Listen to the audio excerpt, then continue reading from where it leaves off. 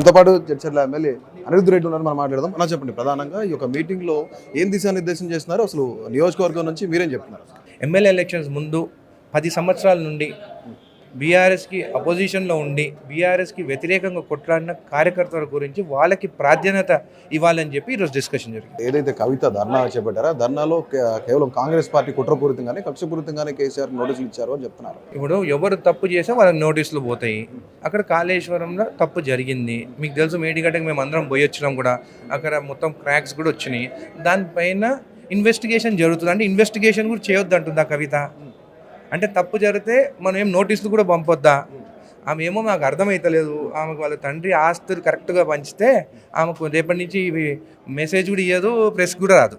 కానీ తెలంగాణకు నీళ్లు నిధులు నియామకాలతో పాటు సొంత రాష్ట్రాన్ని తీసుకొచ్చిన కేసీఆర్కి నోటీసులు ఇస్తే ఆల్మోస్ట్ తెలంగాణ ప్రజలందరికీ కూడా నోటీసులు ఇచ్చినట్లే. ఇది కేవలం కక్షపూరితంగానే జరుగుతుంది అని చెప్తున్నారు.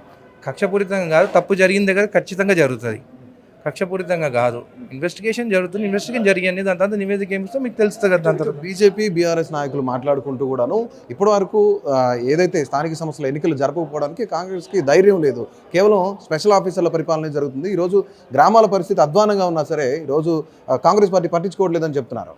క్యాస్ట్ సెన్సస్ ఇంప్లిమెంట్ చేయాలనుకున్నాము, క్యాస్ట్ సెన్సస్ చేసాము, అందువల్ల డిలే అయింది. ఖచ్చితంగా ఈ క్యాస్ట్ సెన్సస్ ఇంప్లిమెంట్ చేస్తాం ఎలక్షన్ అని చెప్పి మీకు తెలియజేస్తాం.